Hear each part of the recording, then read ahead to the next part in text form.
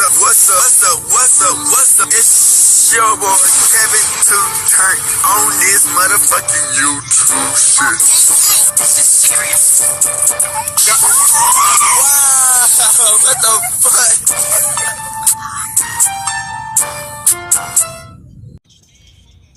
the fuck? What's up? It's your boy Kevin to on YouTube shit. Hey man, we are lit to man. Turn. Today, it's motherfucking day. Straight hood outside, big crib. Option, man. Hope y'all enjoyed the video, man. Make sure you like and subscribe, man. Free Palestine, free Congo. Russia, do your thing and take a stand the fuck up, man. We'll keep on fighting a good fight, man. Each day, a new day to be a better version of ourselves, man. No matter what people have to say, what they gotta criticize, what they gotta do, anything. Fuck them. You know what I'm saying? In the handbasket, nigga. You know what I'm saying? They don't understand the real, man. Niggas will sell out easily. You know what I'm saying? I already keep it real. You know what I'm saying? And, you know, blessed, chosen by Yahweh. You know what I'm saying? By God. You dig what I'm saying? So a lot of people, man, they got what they got. And, you know, they do what they do. But at the end of the day, do you want to be real? Or do you want to be fake? And that's how it's good or bad. Yahweh, God is good. The devil, bad. So it's like, you did. At the end of the day, man, we got to keep it real. At the end of the day, man, I hope y'all enjoyed this video, man. Make sure you fuck with your boy, man. We'll keep on fighting this good fight, man, for the real. If anything they don't get out of niggas, they don't know a nigga kept it real to the end. No kizzy cap. But yeah, man, come to the Black Hebrew Israelite, man, as a real Jew, man. Make sure you fuck with your boy, man. Make sure you like and subscribe. Make sure you continue to support, man. We're going to keep on promoting positivity out here, man. You dig what I'm saying? Crip shit, man. But I hope y'all fuck with your boy. Let's get into this bitch. Alright. See that? It's a motherfucking day. Straight hood outside. Coverin. Yes, sir. In the game. Hey, man, this is another definition of a hating ass nigga. And we all got hating ass niggas who's been in your circle, who act like they your boys, act like they support you, act like they gonna be a ride and die. But the whole time these niggas was fronting, faking, fugazing, frauding, cowards, lame, lackeys, peons, bozos, bust ass niggas. You know what I'm saying? Good for nothing ass niggas. Bitches, niggas, other races, other religions sometimes, because they be coming in all types of shapes and forms, nigga. You never know who these bitch ass niggas are. You know what I'm saying? They act like your friends, they stunt in front. They act like they want to support you. Oh yeah, I'm with the movement. I help you with this. Oh yeah, I ain't gonna never do. Hating the whole time, waiting for their chance, their moment to take you out. And then when you survive, they want to play victim. But when you dead, they want to be like, well, I had to do what I had to do.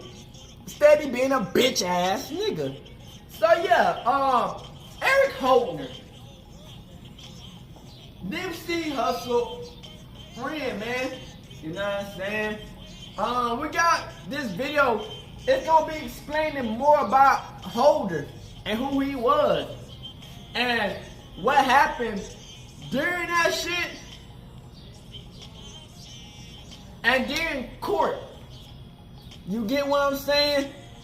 It's times, man, where you know you want to support people, man. You want to see the best in your people, man. You want to see, man, motherfuckers who you knew you want to see them niggas ride, but they not built like that. The only thing they built like is bitch ass niggas. You know what I'm saying?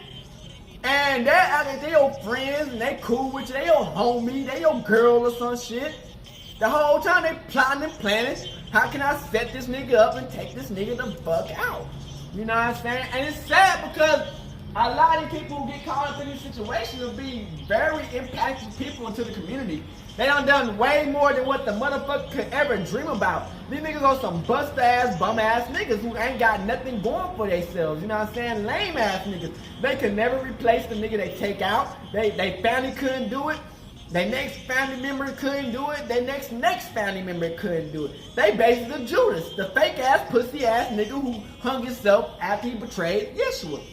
You know what I'm saying? So it's like, we got that shit that happens so much continuously in our culture, because we are the Jews. You know what I'm saying? Yeshua did come out of our bloodline. You dig what I'm saying? The black Americans, you know what I'm saying? That's why we are the best, the black Americans, because we are the realest Jews, and we are the ones who created culture, nigga. Without black Americans, there wouldn't be no culture, nigga. Y'all take everything from us and y'all want to talk shit on us. You bitch ass motherfuckers.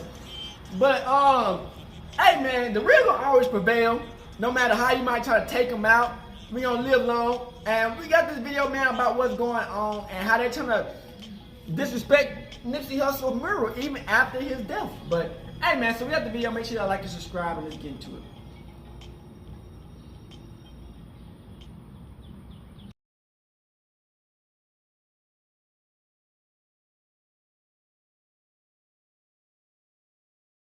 Man, shout out to Inside the Industry. Grammy-nominated rapper Nipsey Hussle shot and killed outside his own clothing store in Los Angeles. Trampled.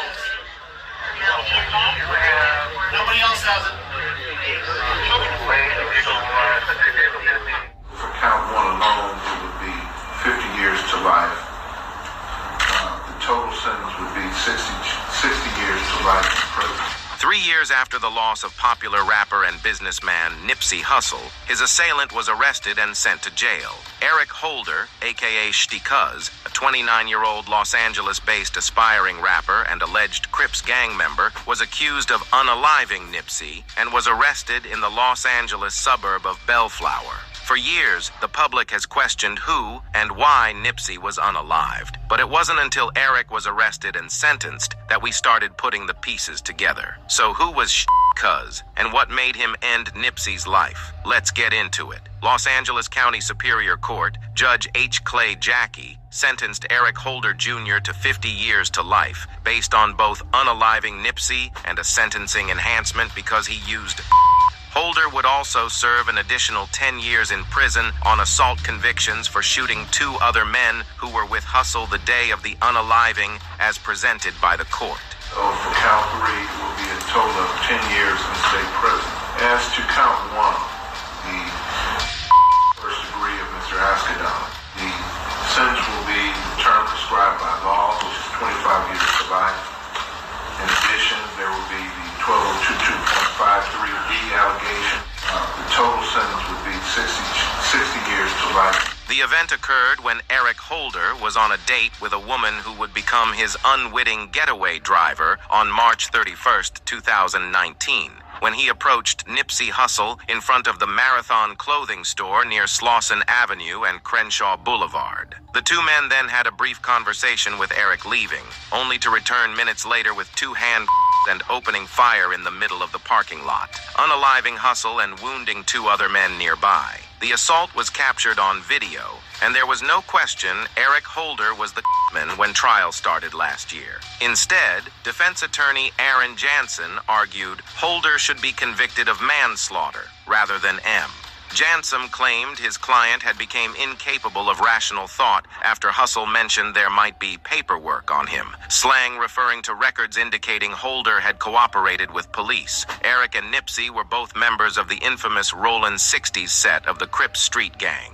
Jansen argued during trial that being accused of snitching by someone of Hussle's stature in front of other gang members in the heart of Rollin' 60s territory triggered his client. Hustle his last name. You know a lot of rappers change their name. Do the snitch in his face and expect him not to respond. This was not just a pleasant conversation between homies who are chopping it up. This was a serious accusation, Jansen said during his closing argument last year. Mr. Holder Jr. took it serious as it was. He knows the consequences of being called a snitch in this manner. It had already been alleged that the main reason Eric had shot Nipsey was because the influential rapper and businessman had called him a snitch, and for people in gangs, Being called a snitch is one of those major insults that could potentially ruin their lives. Eric had felt insulted when he was called a snitch and had decided to end Nipsey's life. And that he acted in a heat of passion. We told you what that heat of passion that he acted under consisted of. Man, if that nigga snitch, man, being called publicly a snitch. Considering that Nipsey was like his mentor, since Eric had even been signed to his label as an upcoming rapper, meant that his chances of ever getting work or being accepted into his community as a snitch was slim.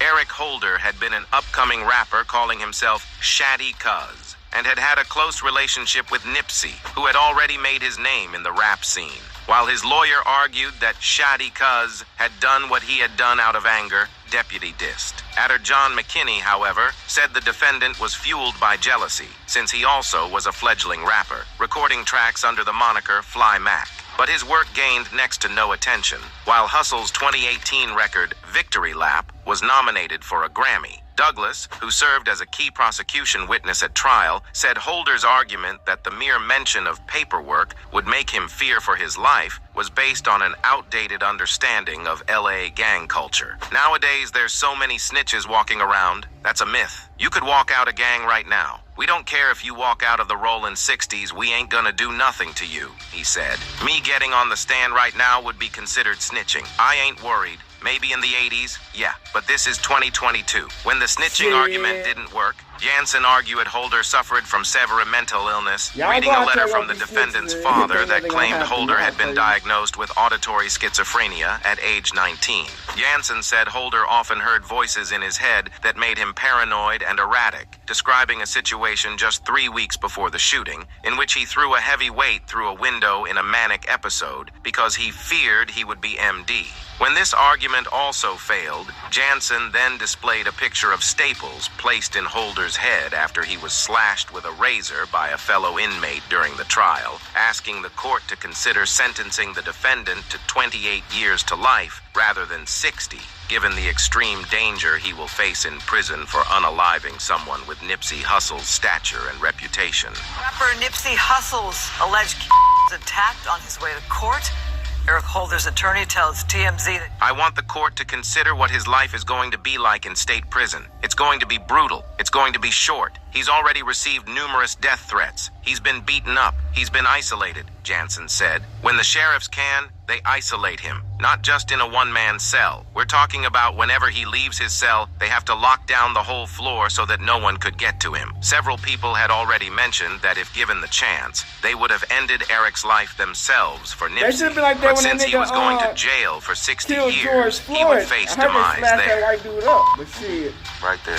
Get that That's motherfucking exactly what Trady said. If I could have followed Trayvon him Martin. right away, you know, and thought I had a reasonable That racist chance ass pussy. to get away with it. Zimmerman, white ass. This argument did not shake the courts, and as Holder was led out of court, Douglas started singing, "Hit the road, Jack, and don't you come back no more," laughing as Jackie and deputies admonished him and ordered him out of the room. Before being arrested by the police, they had urged Holder to turn himself in. I asked him, Holder, to surrender, implored the police chief before the arrest was made. Stop this from continuing. Rumors were already going round that some of Eric's relatives were being unalived, to the point his own brother allegedly ended his own life for fear of being the next victim. Eric Holder's little brother committed.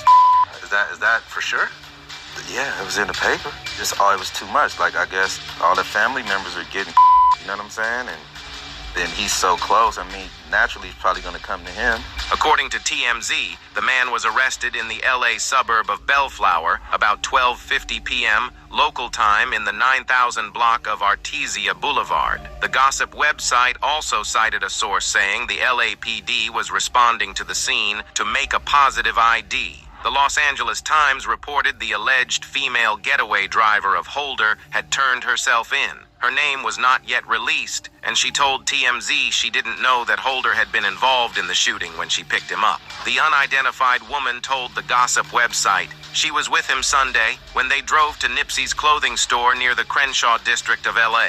She claimed she was waiting for him in the alley when he went over to the clothing store. She also said she didn't know why he was going there, and he didn't say anything when he came back to the car. When the video of the shooting had started trending, people on social media identified the suspect as a man who went by the street names Cuz and Fly Mac, and photos of Eric Holder, the wannabe rapper, had matched the man known by those nicknames, including his neck tattoo. The public even found a 2018 blog calling him up-and-coming West Coast underground hip-hop artist Fly Mac. A now deleted YouTube video of Eric once read, "First single of the hot up-and-coming rapper." Fly Mac, West Coast-based rapper, has been at it for a couple years now and is ready for his big break. However, he doesn't appear to have had much of a following, on social media or otherwise. Eric Holder was identified through video evidence and statements from the community, the chief said. The community is helping us solve this case. As for motive, we believe this to be a dispute between Mr. Hustle and Mr. Holder. It appears to be a personal matter between the two of them. I will leave it at that, said Moore. Armed with a handgun, this expression of violence represents that this is a man who is a substantial risk to public safety, said the chief. It came as a shock when Nipsey Hussle was fatally shot outside of his clothing store in Los Angeles, sparking days of vigils from his community. 2 others were wounded in the shooting. According to the while Nipsey had been trying to better his community, the opposite might be said about Eric Holder, whom police alleged was also a member of the same street gang as his victim.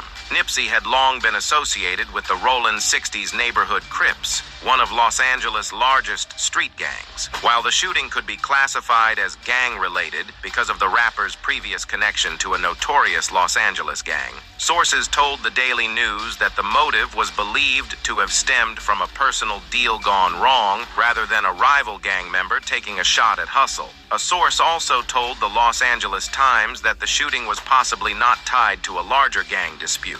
Nipsey Hussle, whose real name is Ermias Asghedom, was actually gunned down a day before he was set to meet with LAPD and city officials to talk about gang violence. Nipsey, who was shot in the head and torso, talked about being affiliated with the Rollin' 60s, a Crips gang clique. He had been working to help community leaders reduce violence in the neighborhood in which he grew up. In the hours after his death, praise for the rapper poured in, with stories of how he gave back to the Crenshaw area after making out and launching a successful entertainment career. He opened his Hyde Park store, Marathon Clothing, in 2017. Nipsey Hussle is a shining example of the best of what we can be, said Marquise Harris Dawson, a council member, at a press conference. He described his story as redemptive. At some point in his life, he made the decision he was going to be part of the solution. Supervisor Mark Ridley Thomas said in the news conference that, "I'm simply here on behalf of the County of Los Angeles to declare that we pursue justice and at the same time we embrace peace." Los Angeles Police Commissioner Steve Soboroff tweeted that the meeting with officials was to talk about ways Hustle could help stop gang violence and help us help kids. "I'm so very sad. Most people who make it, they don't come back."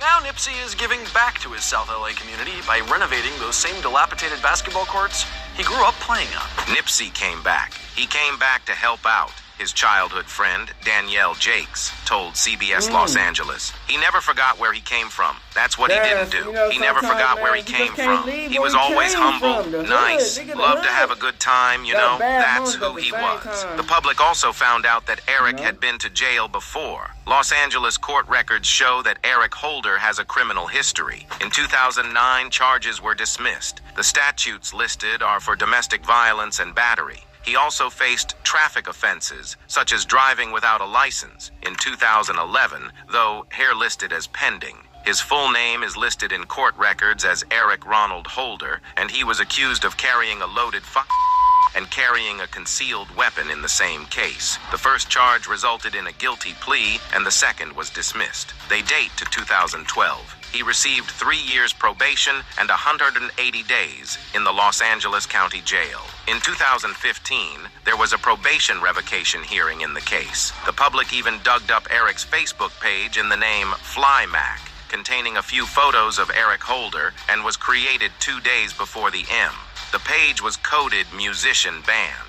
Another Facebook page with the same photos, one of which was posted in 2018, says the suspect went to Crenshaw High School. While Nipsey had been affiliated with the gangs, In recent years, he had become heavily involved in the community, most recently investing in the new Destination Crenshaw Arts Project, a 1.3-mile-long outdoor art and culture experience celebrating Black Los Angeles. Nipsey was also an investor in Vector 90, a professional co-working space in Crenshaw, which he described as a bridge between Silicon Valley and the inner city that would also include STEM classes. There were plans to open more in Los Angeles, Atlanta, Washington, D.C., and other underserved neighborhoods all over the country. Nipsey told Forbes last year that in his younger days, he had been influenced by ignorance and self-destructiveness in the narrative that was pushed on us through music in our generation.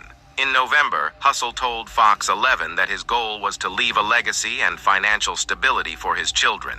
We playing the long game.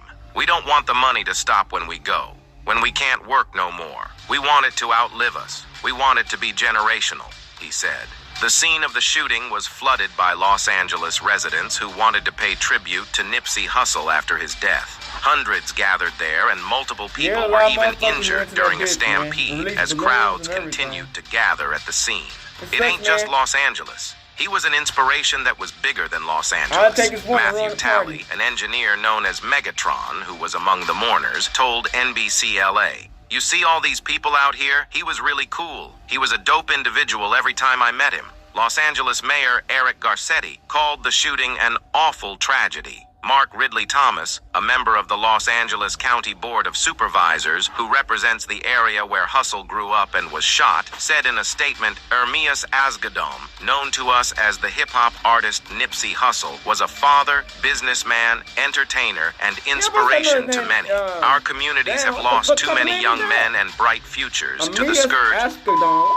For healing to occur, even from this terrible incident, justice must be sought through legal means, and community peace must be found. At the beginning of the court hearing, Eric Holder's lawyers had argued that the shooting was not premeditated, and they had hoped for a lesser conviction of voluntary manslaughter. They said Holder shot Hussle in the heat of passion, about 9 minutes after a conversation in which Hussle brought up rumors that Holder had snitched to the police, a serious offense in the gang world, New York Times reported. Eric's state of mind is, "I'm in this group, I grew up with them in the neighborhood, and now Nipsey Hussle is outing me as a snitch," said Aaron Jansen, the public defender representing Holder. Hussle was known for his collaborations and goodwill in the music industry, where he worked for more than 15 years before releasing his commercial debut album in 2018, the year before he was MD. Hussle promoted black empowerment through business ownership and reinvested his earnings in Crenshaw, where both he and Holder grew up. Well, for ending Nipsey's life and injuring the two bystanders in the shooting, Eric Holder will be in jail for the next 60 years of his life. A fan on X, previously Twitter, said Nipsey Hussle's Rder, Eric Holder, was sentenced to 60 years to life behind bars after being found guilty of first-degree M. Our thoughts and prayers continue to be with Nipsey's family and friends. Another felt he was too dangerous, saying, "They need to put him in protective custody or he'll be fighting every day." What's your take on Eric Holder's decision to end Nipsey? Was there something more than name-calling? Tell us in the comment section. That's it for this video. Thanks for watching and see you in the next video. So this is the murder trial.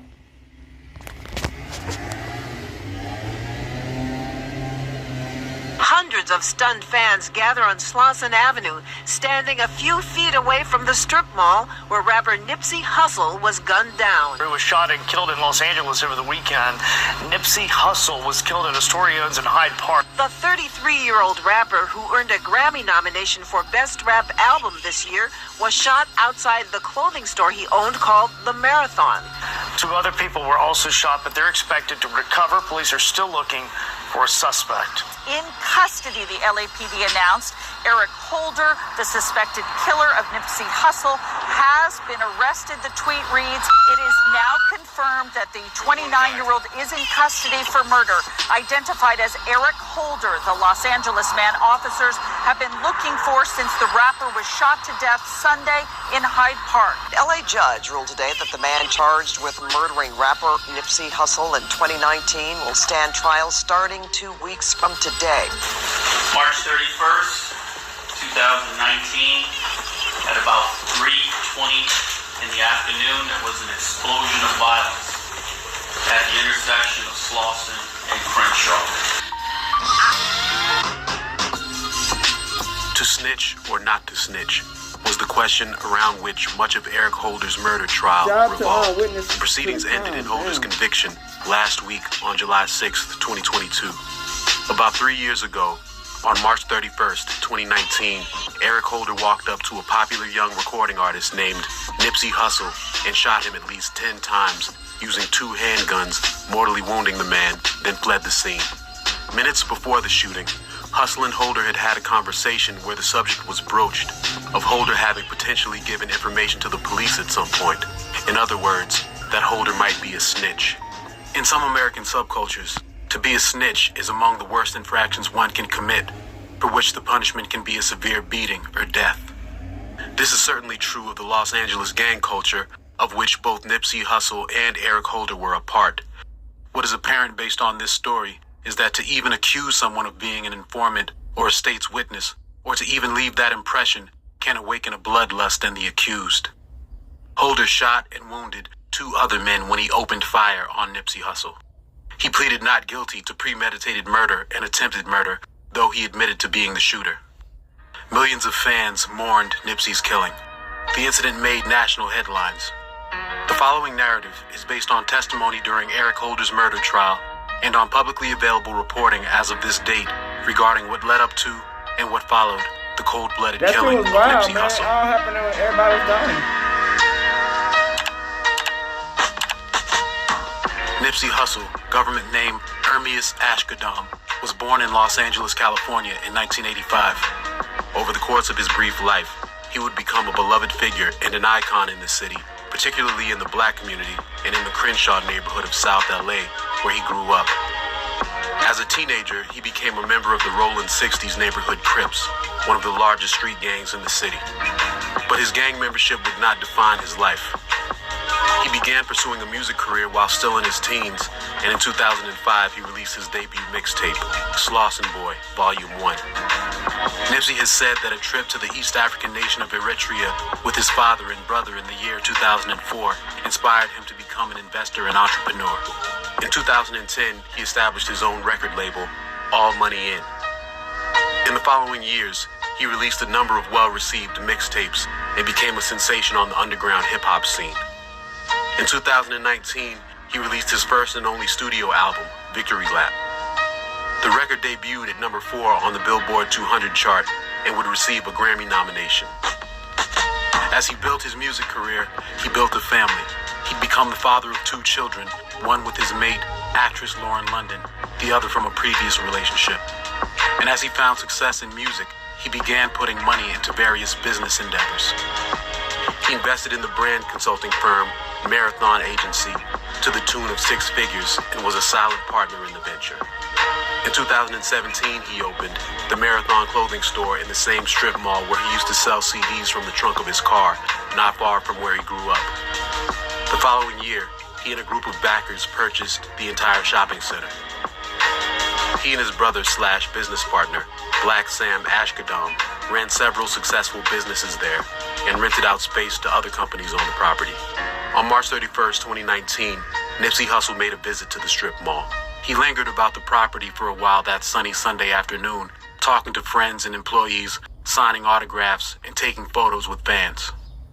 These were the happenings when one of Nipsey's old acquaintances arrived in that same parking lot, riding in the passenger seat of a white 2016 Chevrolet Cruze. Well, Dick, here's the deal. I'm the best there is, plain and simple. I mean, I wake up in the morning, I piss excellent.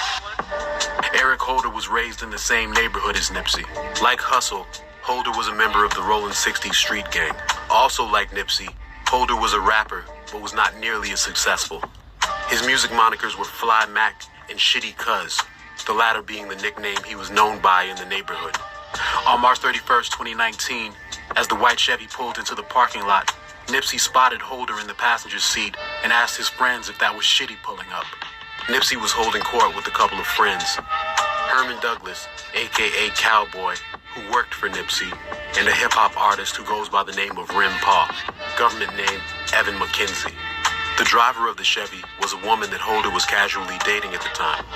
Holder got out of the car and as his companion looked for a place to park the vehicle, he went to a burger joint there on the property. He placed an order, came back outside, and walked over to where Nipsey was standing. Holder was shirtless, proudly displaying the Rolling 60s tattoo inscribed across his chest.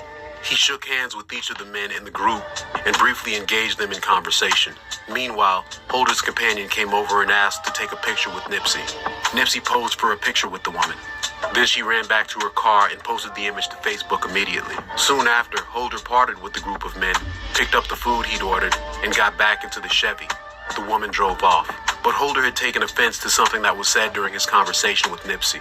According to witnesses, Nipsey had just told Holder that word on the street was that he, Holder, was giving information to the police. The message was apparently not accusatory, but was presented as a heads up from one friend to another. But it appears that Holder did not take it that way. Apparently, Holder took Nipsey's notification as an accusation and an insult. Holder's companion drove around the block, and he instructed her to pull over and park. She stopped the car near an alley just south of Nipsey's property. Holder put on a red t-shirt, got out of the car, and told the woman to wait for him to return. He then marched north, up this alley behind the shopping center where Hustle was holding court. When he arrived at the mall again, he approached Nipsey, and the men standing near him drew 2 pistols and unleashed a burst of bullets. The only thing that was said prior to the shooting is Eric walking in between the 2 cars, looking at Nipsey and saying, "You're through." No sooner than he walks between the cars, he pulls out not 1 but 2 guns, and he starts shooting. He starts shooting in this very tight, confined space where there are 4 people. And he strikes 3 of the 4 people. Nipsey Hussle struck almost immediately. One of his injuries transected his spine, severed his spinal cord. And when you see him drop, he almost drops like a dead weight. You see him retreat back after a few shots, and then he goes back and he shoots some more, and he retreats back, and then he goes back and he shoots. He must have been hating that nigga since the fucking beginning, nigga. He fires at least 10, possibly 11 shots. He hated Nipsey Hussle before the even snitch allegations. He walks over, he kicks him in the head, and then he runs back toward the alley. Here's Holder running toward the alley, captured on a surveillance camera from inside the Master Burger restaurant. Here he is running down the alley toward the awaiting getaway car, captured on yet another surveillance camera with a gun in each hand. Damn! Holder's getaway driver was this woman, You Brian goofy ass Nicholson. bitch. She was 35 years old when she testified at trial and was perhaps the prosecution's most crucial witness. Her name had been protected up until the beginning of the trial. Soon after her identity was revealed, but before she took the stand, she received a phone call from an unknown individual accusing her of having had Nipsey Hussle killed. When she arrived at court, she was with extra security she'd been provided and was escorted through a special entrance for her 2 days of testimony. Trust y'all, But she dumbass spoke to the bitches. jury freely and confidently Goofy and ass showed no whores. reluctance. All She had y'all been wanna do given is set immunity from niggas up. Bitch, prosecution you don't in fuck exchange y'all for her hoes. cooperation. Cameras were not allowed in the courtroom during witness testimony. For Never the most trust part, no hoe. Holder remained stoic as the woman spoke to the jury, keeping his gaze straight ahead and offering no reaction to her account. Ms. Nicholson explained to the jury how she met Holder while working as a driver for Lyft. On March 31st, 2019, she and Holder had been seeing one another for about a month. Separately, they both lived in the city of Long Beach at the time. She picked Holder up that day and they were hanging out in Los Angeles. As they rode along, he asked her to pull into the strip mall at the corner of Slauson and Crenshaw so that he could grab some food. There, they noticed Nipsey Hussle mingling in the parking lot. She was surprised and excited to have spotted Nipsey. She told Holder that Nipsey was fine and that she wanted to take a picture with him. Holder didn't respond to that, nor did he give any indication that he knew the man, according to Nicholson. Holder got out of the car, and Miss Nicholson looked for a place to park in the crowded lot. Holder went into the Master Burger restaurant, ordered some chili cheese fries, then came out and walked over toward Nipsey and his companions. Soon Nicholson got out of the car and came over to where Holder and Nipsey stood. She overheard a bit of the conversation between the 2 men. She wasn't really paying attention, but recalled hearing the word snitch. After taking a photo with Nipsey, the woman returned to her vehicle. Soon Holder ended his conversation with Nipsey, went back into the burger joint and picked up his fries. He got back into the car and instructed Nicholson to drive around the block. As she did that, Holder pulled out a black semi-automatic handgun, loaded its magazine, and attached it. Miss Nicholson said that she instructed Holder to put the gun away and that he wasn't going to be firing the weapon from her car. Holder did as he was told. According to Miss Nicholson's testimony, at Holder's instruction, she pulled into an alley where he said he wanted to stop and eat. He took a few bites of his fries and didn't seem upset. He got out of the car and told Nicholson not to go anywhere. He'd be right back. Nicholson said that she thought Holder might have gone back to buy a shirt at Nipsey's store or something. But soon she heard gunshots and saw people running. She considered fleeing and started to drive away, but changed her mind, worried that Holder might have been hurt. Holder came power walking back down the alley, according to Nicholson's testimony. He got into the car and told the woman to drive. When she hesitated, he threatened to slap her if she didn't move the car. She pulled off and headed for the freeway. The two were silent for the rest of the ride. Tension hung in the air. She drove back to Long Beach, where she dropped Holder off before heading back home. Nicholson said that initially it didn't occur to her that Holder was involved in the shooting. She didn't know that Nipsey had been shot. She found out later that day about his death, as friends on social media began asking her about the news and about the photo she took with Nipsey that day. Before long, her car and license plate number were being mentioned in news reports. She contacted the police. Holder surrendered himself 2 days later at a mental health clinic in the city of Bellflower, just shy of 20 miles southeast of the crime scene, and police took him into custody. He would be charged with several offenses, including a single count of murder, 2 counts of attempted murder, assault with a firearm, and 1 gun charge for being a felon in possession of a firearm. Eric Holder's trial was beset by delays because of a global pandemic. Opening arguments were finally presented on June 15th of 2022, about 3 years after he killed Nipsey Hussle. Eric Holder pleaded not guilty to the murder of Nipsey Hussle, not because he did not pull the triggers. In fact, he admitted to the killing. Public defender Aaron Jansen told the court that his client had gunned down Nipsey Hussle because on March 31st, 2019, he'd been so enraged at Nipsey's suggestion that he had been snitching that he brought out his weapons and fired on the man in the heat of passion, albeit approximately 9 minutes after the fact. This is a case about heat of passion. The provocative act in this case was that Nipsey Hussle had made an accusation against Mr. Holder that he was a snitch. That so inflamed and enraged Mr. Holder, the evidence will show that without thinking, and a few minutes later, mere 9 minutes or so later, Mr. Holder returned and shot Mr. Askelow. He did not have time to cool off. The evidence will show that it was very soon after this accusation was made publicly against him that he was so enraged and triggered by this emotional response that he acted without premeditating. The defense argued that the prosecution had gone too far in bringing its accusations against Holder, saying that first-degree premeditated murder was far too harsh a charge, given the circumstances under which the incident took place. It suggested that voluntary manslaughter was more appropriate, since Holder's actions were not motivated by malice aforethought, which must be proven in order to convict a defendant of first-degree murder in the state of California. As far as the attempted murder charges Holder faced, the defense said that those were likewise excessive, as Holder didn't know the 2 other men who were shot, had no conflict with them, and hadn't intended to shoot them.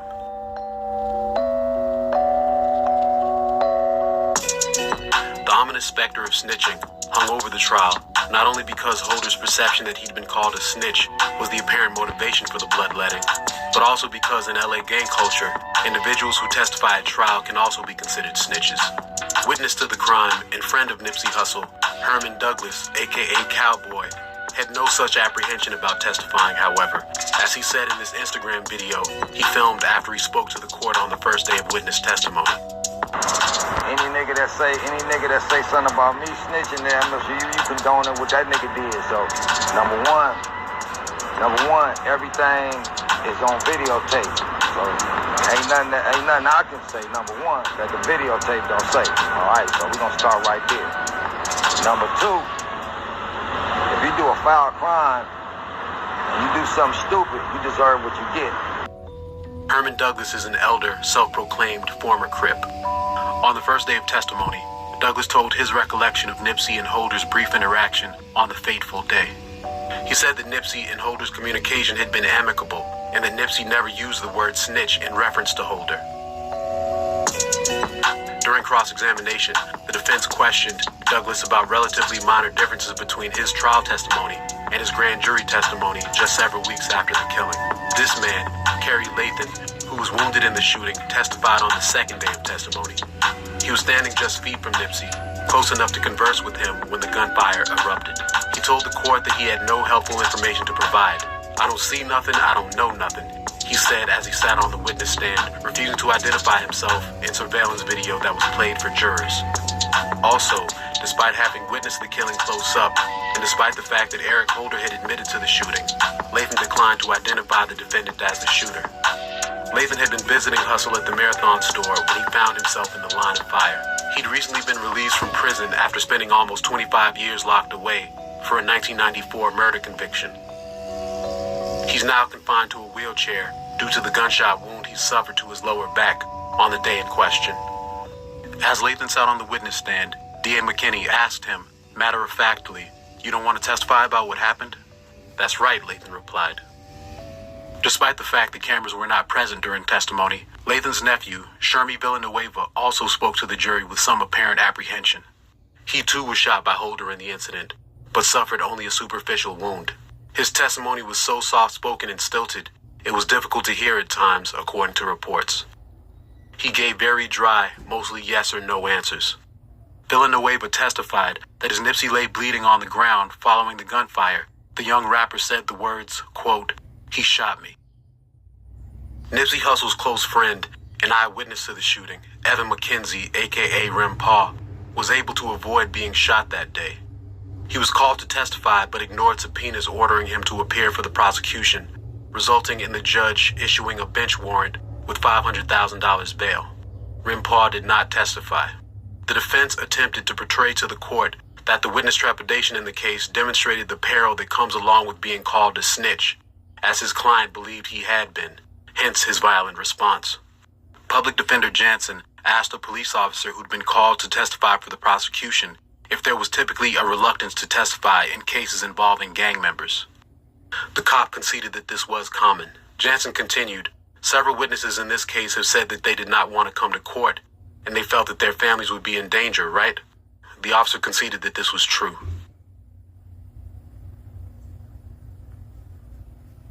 Among the other witnesses who did testify was one woman who was sitting in the driver's seat of a parked Audi, eating, when the shooting unfolded, just feet away.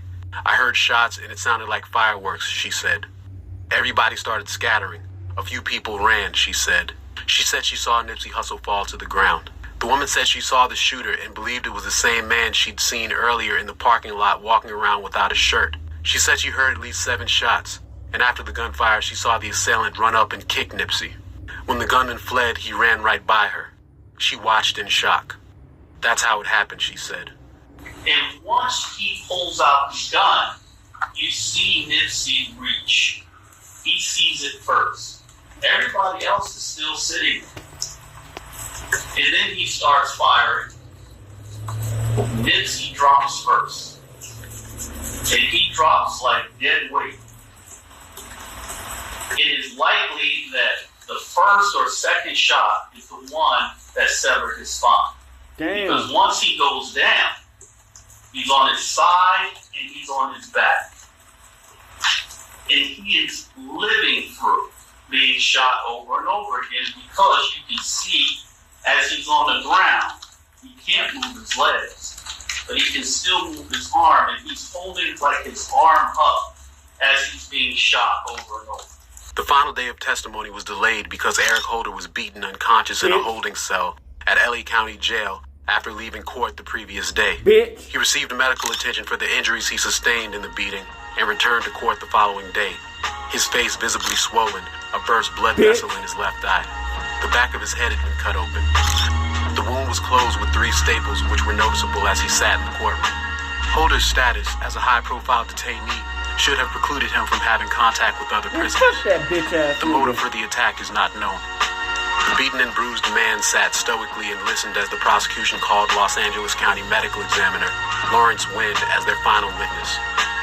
A series of autopsy photos showing the 11 gunshot wounds on Hustle's body were shown to the court. D.A. McKinney discussed the images with the examiner.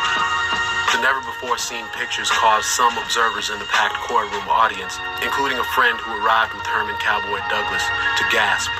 After the examiner's testimony, the prosecution rested, and Public Defender Jansen began Holder's defense. The defense rested that same afternoon. Then on Thursday, June 30th, closing arguments were presented. Cowboy was there in the courtroom. He shed tears as D.A. McKinney gave an intimate description of Nipsey's shooting and of the man laying helplessly on the ground as Holder continued to fire. At one point, as Holder was being led out of the courtroom by jail deputies for a lunch break, Douglas shouted to Holder, advising him to put a raw steak on his badly swollen eye. Holder apparently heard Cowboy and looked in his direction before being taken out of the room. Oddly, the prosecution suggested during its closing remarks that Eric Holder's decision to shoot Nipsey had nothing to do with the conversation he'd had with the man just minutes prior. The prosecutor had acknowledged during his opening statement that a perceived slight during the brief discussion was at least in part a motivating factor. Now D.A. McKinney was saying that a quote-unquote pre-existing jealousy was the catalyst for the killing. Public Defender Jansen objected, saying that nothing brought into evidence during the trial attested to said pre-existing jealousy. The judge let the statement stand, but reminded jurors to focus on the actual evidence from the trial. D.A. McKinney told the court that the 10 minutes that elapsed after Holder initially spoke with Nipsey and before he returned with cool intentions was plenty of time for him to deliberate, then make the calculated decision to open fire. That's all premeditated means, the DA said. It doesn't mean he planned it for weeks. Jansen countered that it was a short period of time for such a serious life-threatening provocation. Clearly, emotions did not have time to clear in that short an amount of time, the defense attorney said. There was no cooling off period. There was no time to reflect. The public defender said the fact that Holder kicked Nipsey in the head while he was on the ground is evidence of the rageful nature of the attack and that it was done in the heat of passion. He reiterated that the charge of first-degree murder was excessive and that the lesser crime of manslaughter is what his client had actually committed. Close to you, nigga. On Wednesday of the following week, July 6th, after deliberating for about 6 hours over the course of 2 days, the jury of 9 women and 3 men delivered its verdict.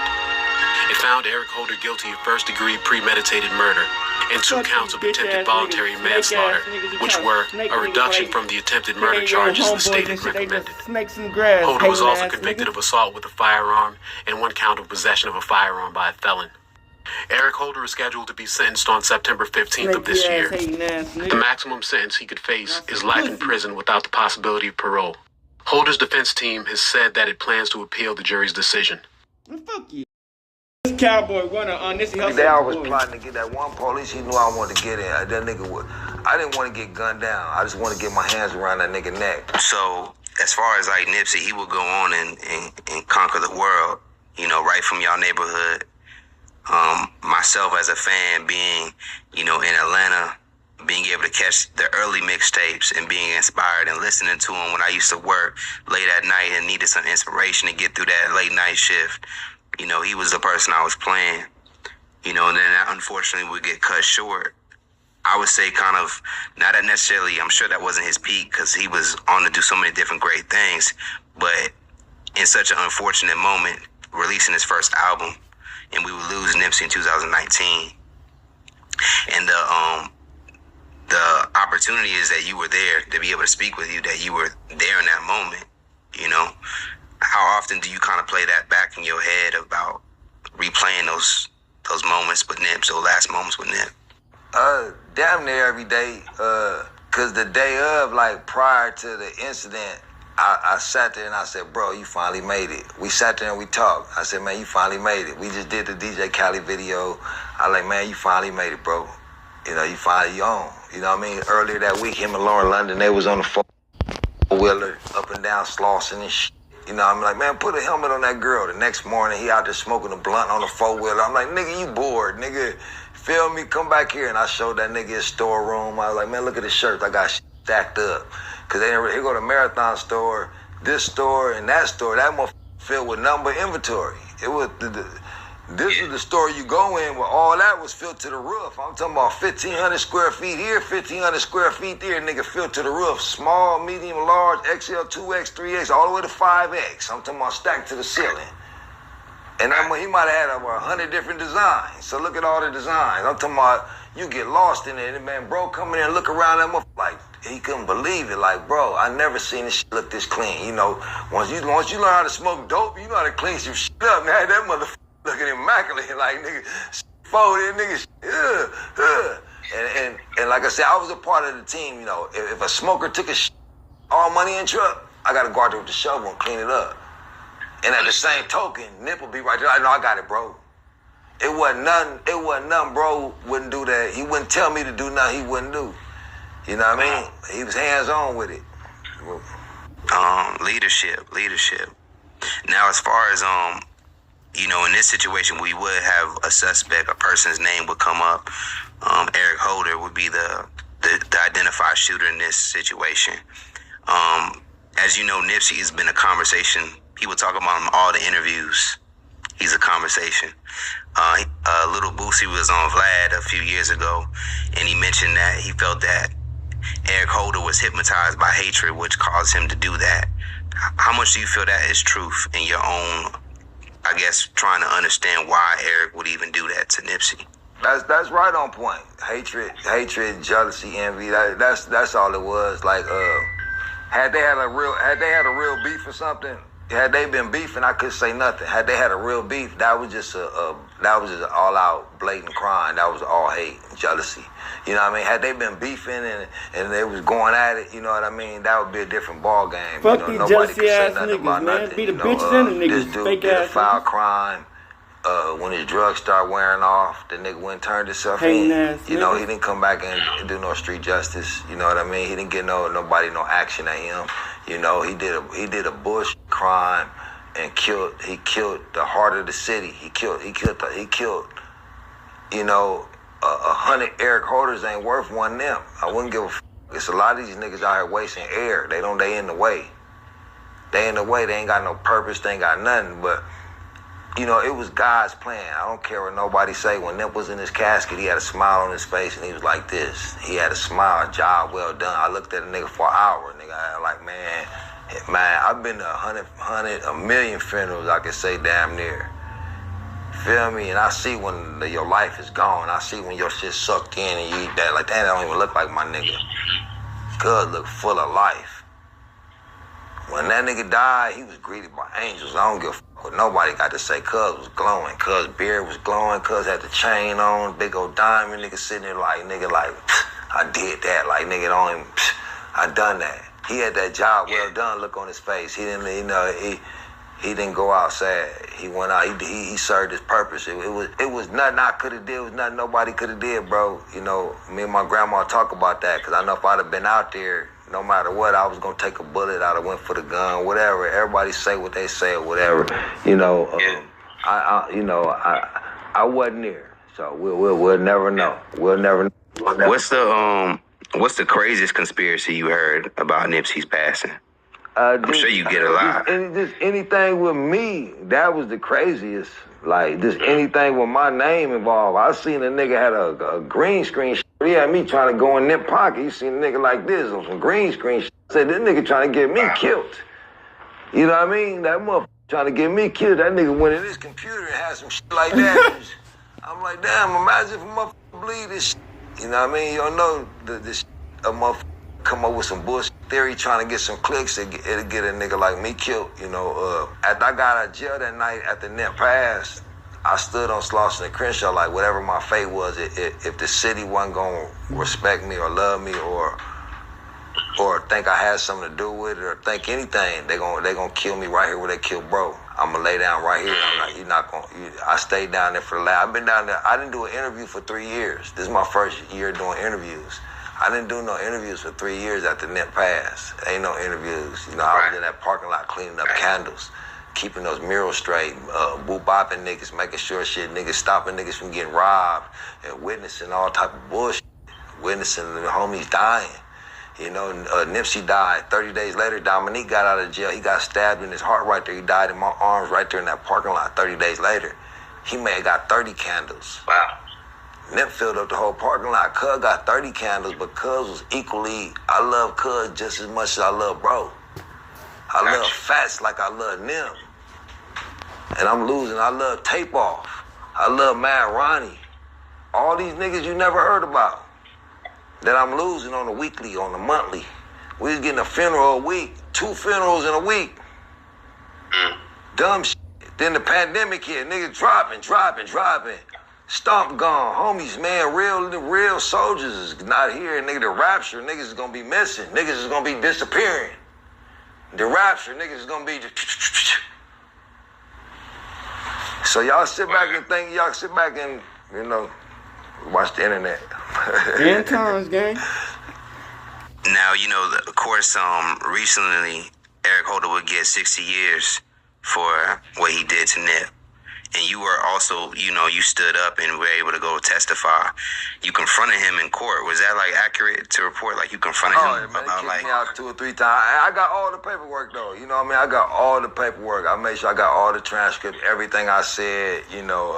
Yeah, I went in. I looked that man in his eye, and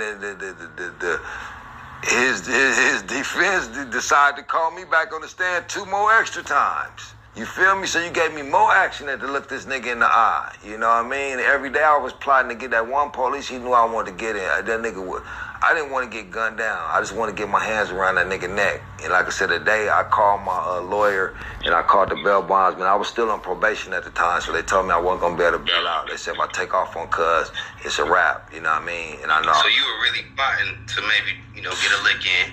Man, we gonna knock it off, nigga. A lick. Yeah, I was gonna choke Cuz best I could. They had to pull me off of him. So, but like I said, when the first day, the police right here had a pistol. But that first day, I wanted to get him. The one dude, he was sleeping in a chair, but that one big old dude, he looked like Arnold Schwarzenegger. And then he had the Billy right there. I'm like, man, he liable to gun me down. Like, I don't mind if you tase me. I just didn't want to get popped. You know what I mean? I didn't want this nigga to waste 2 lives. You know what I mean? You feel me? But the day I was going into action, I went out there, that nigga had the big old split in the back of his head. So when I walked out the court, I said, damn, and the whole courtroom went on one. So, you know, I got my satisfaction because I got to talk shit to that weird ass nigga. Cause he had no business doing what he did, bro. That was foul. You could have took the fade with, bro. Nobody want to listen to your diss if you was mad. So was it...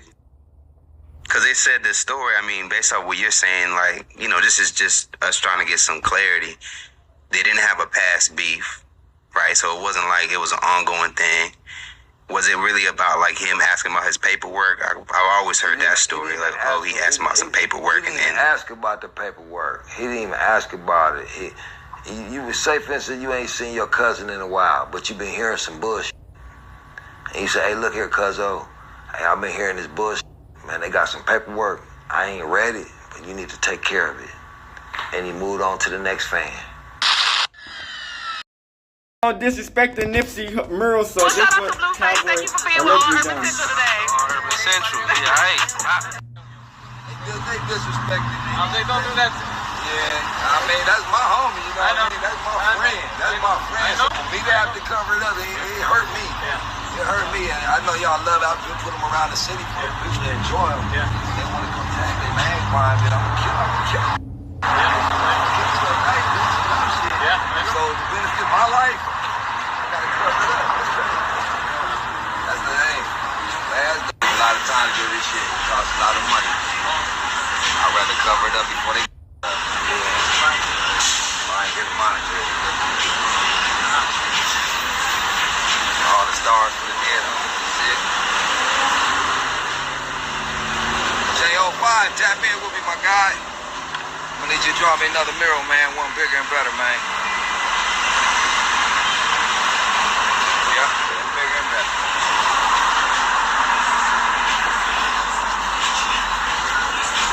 Cover it up and have a fuck.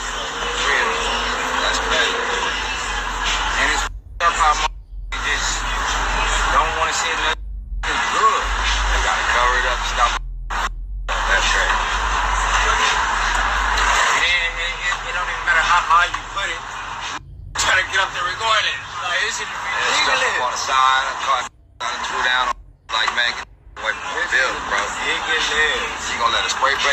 your noodles knocked all on the side of the curb. For no reason. It would have been better if they would have been trying to fix it or something. Like, nigga, y'all ain't trying to fix it, make it look better or nothing. Like, come over here and tell me, like, yeah, man, I know the spray paint, I'll do Nipsey over for you or something. But instead, you want to up. Hey, take me whenever you go like that shit, bro, I'm willing to work, bro. You find that list, I'm picking my time. I'm willing to go every day if you want to do it. Okay. At least I'm going to myself up there. I'm getting my mom. Chris, man, we the biggest, man. Take it right now.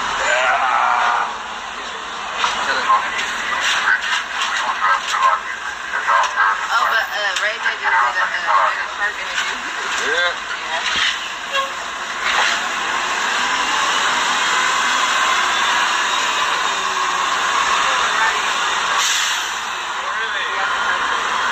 Picture, right? Okay. They disrespecting it. I was like, don't do that to me. Yeah, I mean, that's my homie, you know what I mean? That's my friend. That's my friend. So for me to have to cover it up, it hurt me. Yeah. It hurt me. And I know y'all love how to put them around the city for people to enjoy them. Yeah. And they want to come tag their names behind it. I'm going to kill them. I'm going to catch you at night doing some dumb shit. Yeah, so to benefit my life, I got to cover it up. That's crazy. You know, that's the, hey, last day, man. I'm going to do bigger and better. The fact that they would even write that on him, though, is crazy. They don't give a fuck. They just want clout.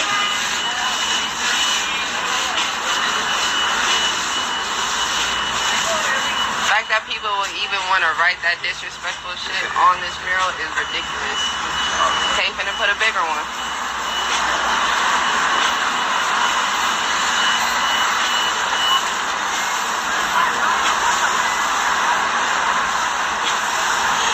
This is what happens when people want to disrespect murals. We have to cover it and make a bigger one. This is what happens when people disrespect mirrors. People disrespect mirrors, and this is what happens.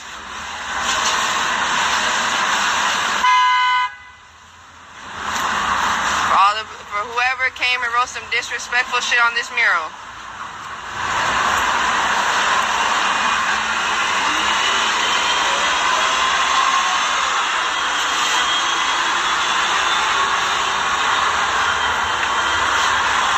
Anybody want to come fill in this spot with something, you're more than welcome. The wall is all yours. It's all yours, my guy. Y'all can fill it up whatever y'all want.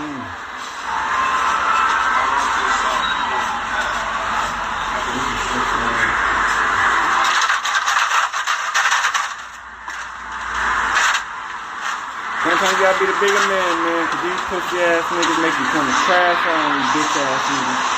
Fraud ass niggas.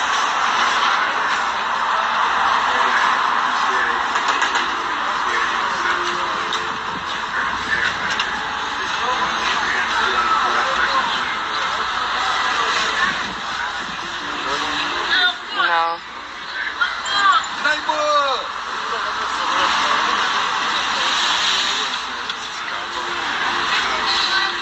¿Qué dices?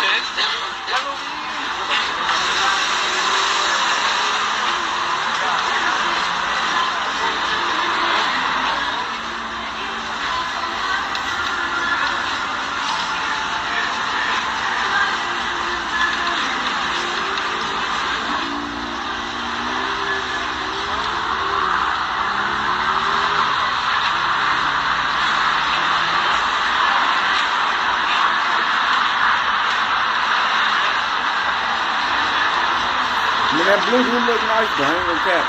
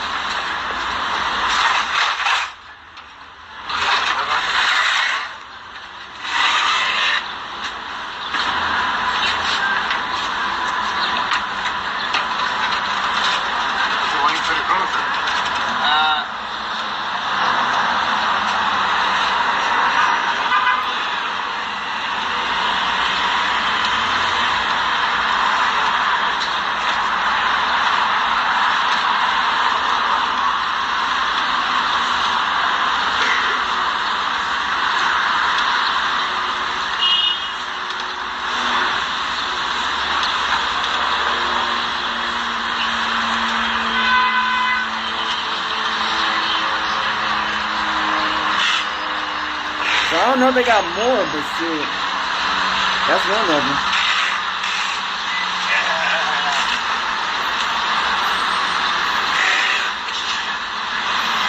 Shit, that's crazy though, dude.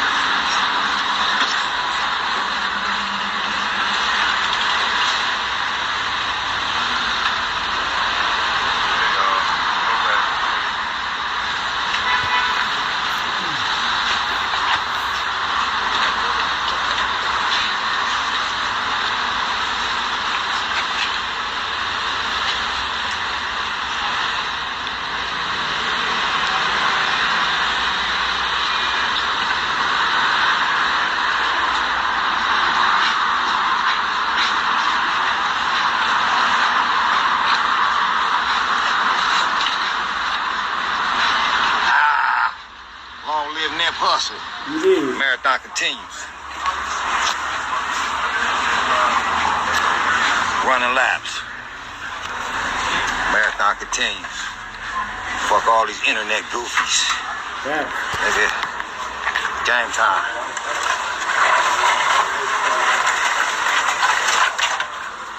Take me a picture of that right there. They got a fresh blue wall.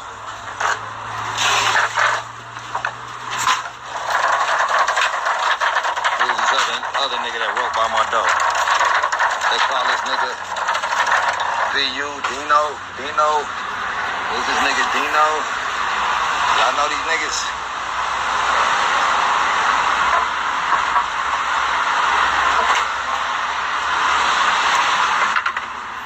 Dino and Pooh.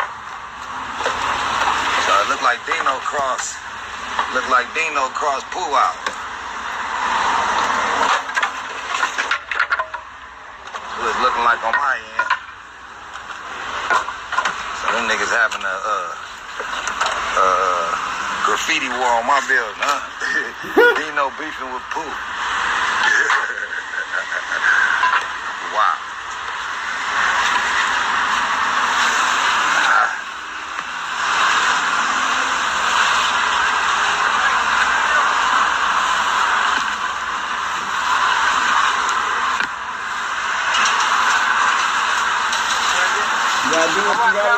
Yes, sir. What up, big homie? Yes, sir. Much love, big dog. All the time, man.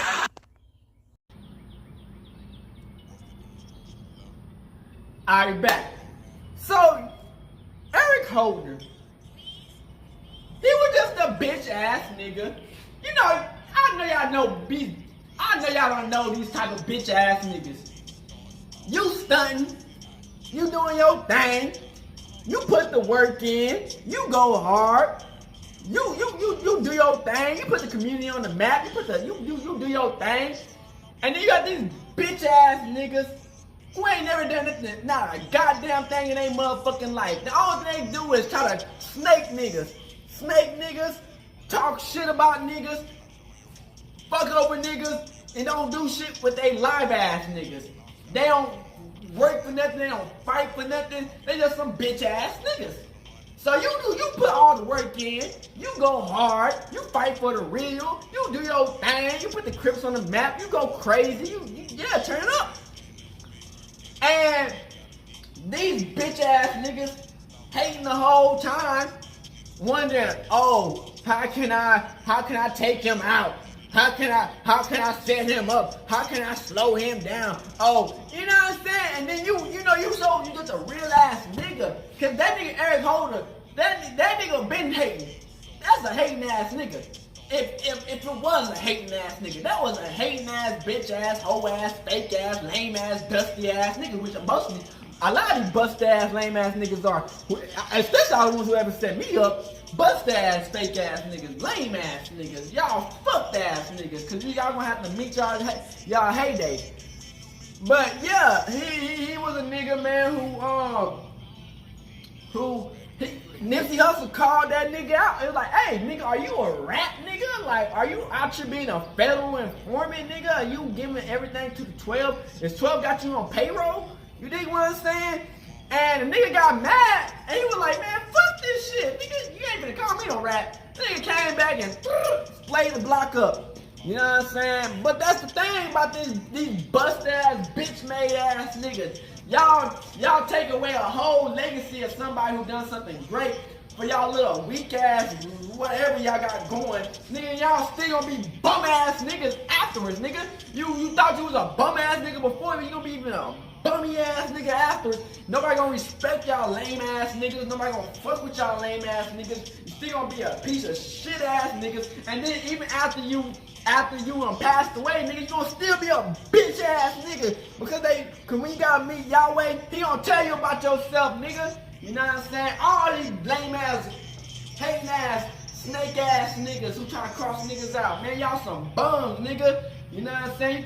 Y'all think God likes y'all lame ass, bum ass niggas who try to cross niggas out, who crosses people out?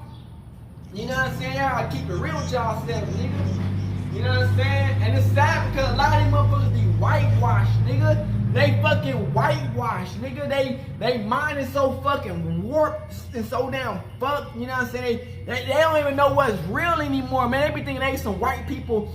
You know what I'm saying? That's why a lot of times us black people don't get along with a lot of other motherfuckers because they be thinking they white. You know what I'm saying? I know I'm black.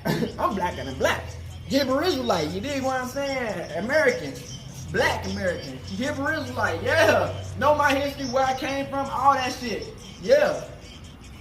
Came from, from Africa or whatever, West Africa, Israel, all that. Our shit, nigga. You know what I'm saying? We know the real around this bitch. But we got moments to where these motherfuckers be thinking they some white people in their mind, and that's why niggas instantly have ops with other niggas because they be coons. They be thinking they white people, and white people don't even like black people in the first place. So it's like they think they white. We gotta go against these motherfuckers because they hating on us the whole time. They want us to see us to succeed the whole damn time. Especially when you put the city on the map. You're like, well, how come he putting it on the map? I could have put niggas on the map, but you ain't do shit. You know what I'm saying? You don't do shit. How you put somebody on the map when you ain't do shit? You know what I'm saying? Like niggas get mad because niggas really out here stepping and repping what they believe in type shit. And they be like, well, I think I'm a real ass nigga. 3 niggas, motherfuckers don't even be real around this bitch. You know what I'm saying? So that's why you gotta keep it real with yourself, man. When you got motherfuckers, man, coming to what you got building in your own community, man, you gotta put your foot down, let these niggas know that, hey, y'all niggas think shit sweet until it's time to pop off on a nigga. You know what I'm saying? And then a bitch ass nigga wanna get mad because a nigga wanna help the community out, but at the same time keep it super real with niggas. Like, hey nigga, I don't fuck with you because you on some fake ass shit. Niggas like simple. They could have did whatever it does after all that shit. That nigga came up like a bitch ass nigga, like he was a friend and shit, and sprayed the nigga. That's lame ass shit, you know what I'm saying? And then we got these bitch ass, clown ass fans who fake as fuck, disrespecting murals and shit, you know what I'm saying? It's just like, man, motherfuckers these days, man, don't learn nothing until it happens to them or somebody in their family, man. That's the sad part. You know what I'm saying? Because, we always gotta keep it real with ourselves, man. Nobody gonna love the person who's gone missing, unlike the people who don't really know the person or really grew up with the person. There's gonna be a countless motherfuckers who come in that bitch who gonna do what they do and fuck shit over, you know what I'm saying? It's like, man, that nigga gonna be a bitch, you know what I'm saying? The only thing I be tripping about, man, if we gonna help Eric Carter We need the whole motherfucking, the nigga who killed Eric Gardner. We need to the fire, George Zimmerman, the ones who killed Breonna Taylor. All the other motherfuckers, them white motherfuckers who killed some of the people in our community, we need to take them pussy motherfuckers out. You know what I'm saying? And that'll be a belt, nigga. That's something to put under your belt. You know what I'm saying? Yeah, that pussy ass nigga took Trayvon Martin. Now we took this bitch ass Zimmerman, white Mexican looking ass out. You know what I'm saying? Like, simple. You dig what I'm saying? Like, that's niggas we need to take out. You dig what I'm saying? Like, I understand Eric Holder and shit, what he did, but at the same time, it's a whole bunch of other bitch ass motherfuckers who came into our community and try to take our people out, and we need to take them motherfuckers out. Simple, as simple as that. You dig what I'm saying? So it's like, we need to get our priorities straight. We need to come together as a group of people. I'm gonna keep on putting that in almost every fucking video. We need to come together as people and put our ego and pride to the side and run some shit. Because if we don't run some shit, nigga, we don't have too many clown ass, fake ass niggas who selling each other out, selling everybody out, just for their own little moments of whatever. You dig what I'm saying? We gotta let these motherfuckers know that, hey, you fuck us over, man, yeah. You dig what I'm saying? So, hey, man, at the end of the day, man, we gotta always keep it real with ourselves and keep it real with people, because at the end of the day, man, people will sell out easily just for anything. You dig what I'm saying? They ain't got no morals, no nothing. You dig what I'm saying? And these bitch ass niggas, y'all bitch ass niggas who ever try to take me out or who try to take anybody else out in the black community on some hoe ass, fake ass shit, fuck y'all. You know what I'm saying? Y'all some bitch ass niggas, simple. And it's just how it's gonna have to be to the end, you know what I'm saying? And that's most definitely for Eric Holder who took out Nipsey Hussle, because that's some bitch ass, hoe ass nigga shit, man. Niggas be trying to help the community out, build the community up, and make it more expandable for everybody to reach and make a little more money on it for everybody to win in their own type of way. And you want to get mad because you out here snitching and you out here really just and then you called you out for that shit, man. If it really, like they said, if it really meant something, run the fade of the nigga. Nigga, stop. You don't have to take a nigga out because you make yourself look like you really was snitching, you goofy ass nigga. And they call you out for being a snitch and you take that nigga out. Well, damn thing, like, maybe you was a snitch because he called you out. You know what I'm saying? So at the end of the day, man, prayers out to everybody who went through that issue, because there's more people who got shot. You know what I'm saying? Prayers up to everybody who been through some situation where niggas try to set you up because they some hating ass niggas. You know what I'm saying? That's just, I think that's what's gonna happen in the community. You know, it's gonna be motherfuckers who fuck with you, and it's gonna be niggas who hating the whole time. So y'all always stay prayed up, have Yahweh first, and continue to fight, man. God gonna protect us all, no matter what. You dig what I'm saying? Even through the end, we're gonna get protected. So, hey, we gonna always let the real keep on passing on, and we gonna let y'all understand, man, we ain't going down without a fight. And that's how we just gonna have to be. Hope y'all enjoyed the video. We out this bitch hood, Northside, Carib, gang shit. Hey, Dad, you know, dog, when we link up, dog, this shit be legendary. Even though this is instrumental, you the engineer on it, so Kodak everywhere.